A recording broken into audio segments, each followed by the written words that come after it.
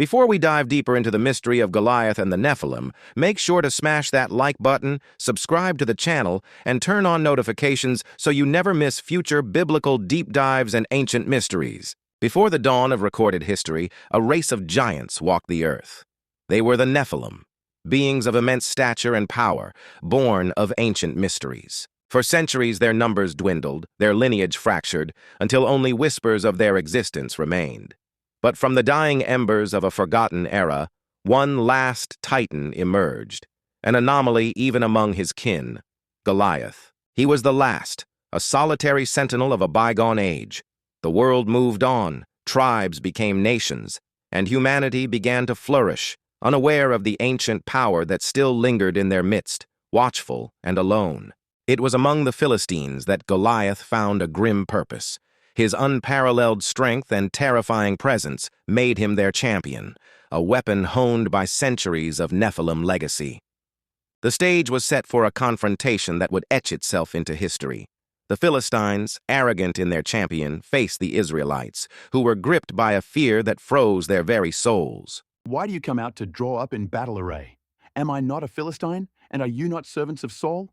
Choose a man for yourselves, and let him come down to me. Goliath's voice reverberated through the valley, he declared.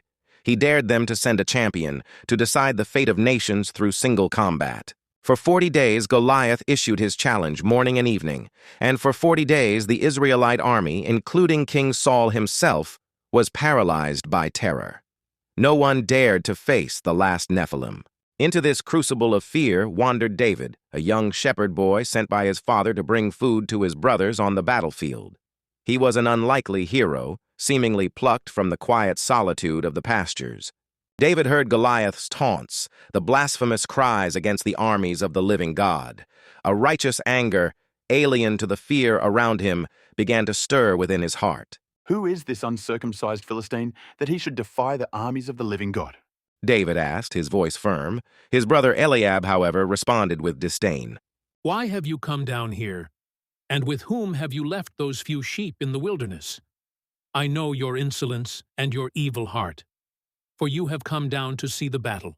News of David's defiant words reached King Saul. Reluctantly, he summoned the young shepherd, his hopes clinging to a thread. You are not able to go against this Philistine to fight with him, for you are a youth, and he a man of war from his youth. Your servant used to keep his father's sheep, and when a lion or a bear came and took a lamb out of the flock, I went out after it and struck it, and rescued the lamb from its mouth. The Lord who delivered me from the paw of the lion and from the paw of the bear will deliver me from the hand of this Philistine. David said, his faith unwavering.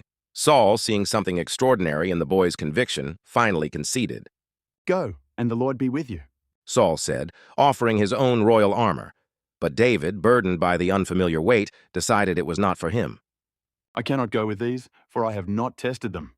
David discarded the heavy armor, choosing instead the tools of his shepherd's life.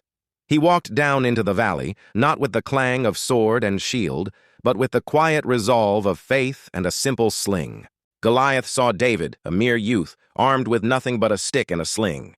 The last Nephilim erupted in thunderous laughter, dismissing this challenger as an insult. Am I a dog that you come to me with sticks? Come to me, and I will give your flesh to the birds of the heavens and to the beasts of the field. You come to me with a sword and with a spear and with a javelin, but I come to you in the name of the Lord of hosts, the God of the armies of Israel, whom you have defied.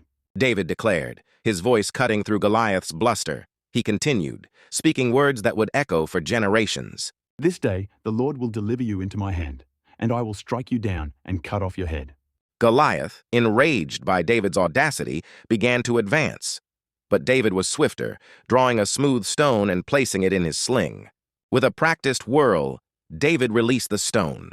It whistled through the air, an unassuming projectile against the might of the Nephilim. The small stone found its mark, sinking deep into Goliath's brow. The last Nephilim staggered, his colossal frame teetering, before he plummeted to the earth with a thunderous impact, utterly defeated. David, standing over the fallen titan, took Goliath's own sword and severed his head, a final, emphatic end to the lineage of the Nephilim.